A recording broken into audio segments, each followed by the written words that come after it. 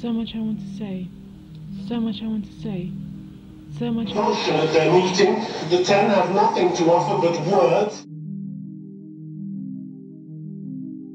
I suppose he's wondering why you're not communicating with him in the same way.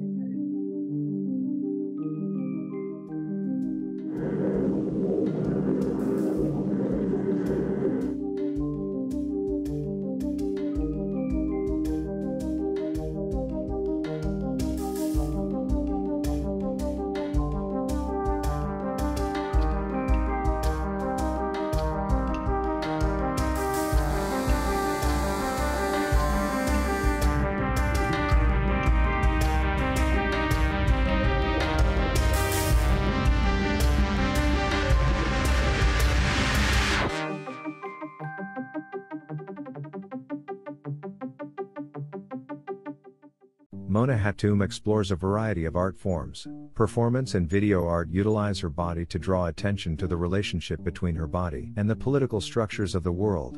Her works explore systems of control within society, such as the biased security personnel on minorities, powerful governments claiming to fight for peace, at the expense of powerless civilians at the mercy of their violent armed conflicts, and patriarchal structures that silence women.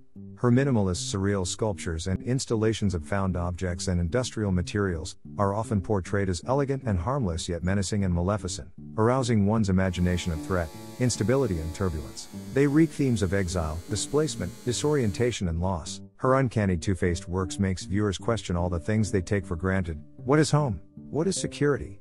And what defines our identity? While her works are never didactic, they are often inspired by her personal struggles with her identity and her sense of place in the world as she continues to live in exile from her own home country. Hatoum seeks to explore the conflicts and contradictions of our world and trigger contradictory emotions such as desire and repulsion, fear and fascination. She does this by creating a challenging vision of our world, such as making the familiar uncanny. This results in quietly disturbing installations that explore false comfort. An object that should offer comfort is made inhospitable, even potentially violent. Some of the contradictions include defiance versus vulnerability, order versus chaos, beauty versus disgust, comfort versus danger, light versus dark, real versus imaginary. She also wants to explore the relationship between politics and the individual. How does the structures and institutions of the world affect the individual, from the way they suppress freedom to the way they displace physical bodies, emotions, relationships, homes and aspirations?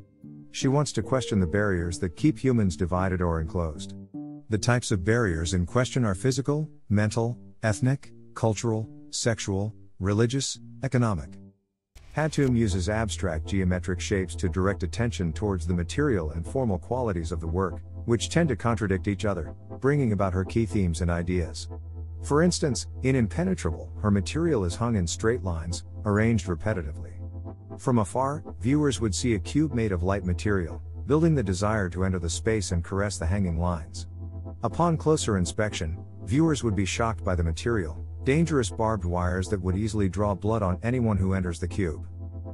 Repetition is used to emphasize the materials and also reflect never-ending scenes of imprisonment, regimentation and surveillance in urban environments. Symmetry and minimalist characteristics create beautiful innocent facades that hide menacing characteristics underneath.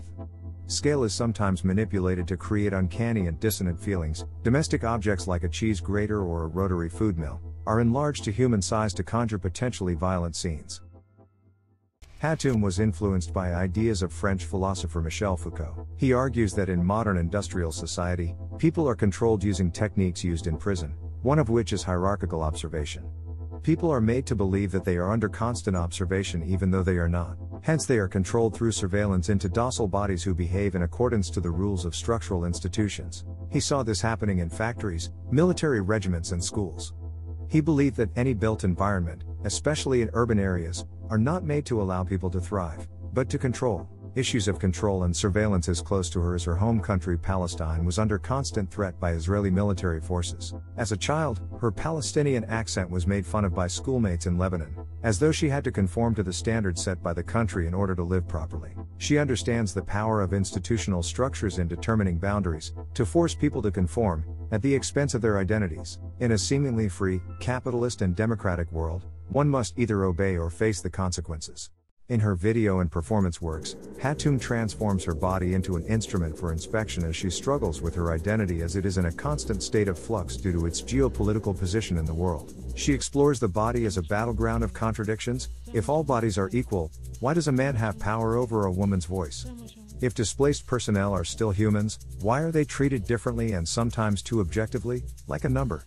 If one grows up in a country, why can't the person immediately attain nationality for that country? Having a clear sense of identity and a stable sense of belonging to a place gives one psychological comfort and solace in oneself. Yet Hatoum never received a Lebanese passport despite being born there, perhaps due to her Palestinian heritage. She was never able to come home to Lebanon due to the civil war. She remained stuck in London as a foreigner and a minority. Her identity is always in a state of contradiction. Thus her body becomes a powerful tool in communicating the impact of institutional structures, politics, bureaucracy, on the feeble human being. Hatoum used domestic objects associated with home. They are modified to create a familiar reality that reflects a suspicious, insidious and hostile world. They are innocent and dangerous. An immediate fight or flight biological reaction is sensed when viewers come close to the objects and feel a sense of danger, the sound of electrical current, the radiating heat, the sharp edges. That biological and visual dissonance is tantamount to the contradictory emotions which Hatoum possibly felt as she questions the idea of a dangerous home. The figure is absent in the artwork, but its presence is felt because viewers will envision themselves engaging with the work. She also uses industrial materials such as metal, glass and magnets, as they exude beautifully sleek yet cold and utilitarian characteristics. Polished metal is cold, bare, hard-edged and distant. Barbed wires are thorny, threatening and carry strong affiliations to concentration camps and war zones. These materials displace the viewer's expectations on their complacent understanding of the world. Something that protects one's safety could also be preventing one from returning home.